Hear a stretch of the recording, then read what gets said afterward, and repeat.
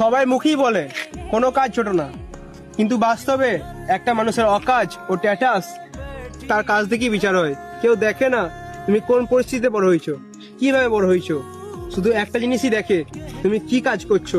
হ্যাঁ, তার মধ্যেই লুকিয়ে থাকে তোমার সব কিছু, তোমার লাইফ, তোমার অকাজ আর তোমার ট্যাটাস। अंदर अंदर से टूट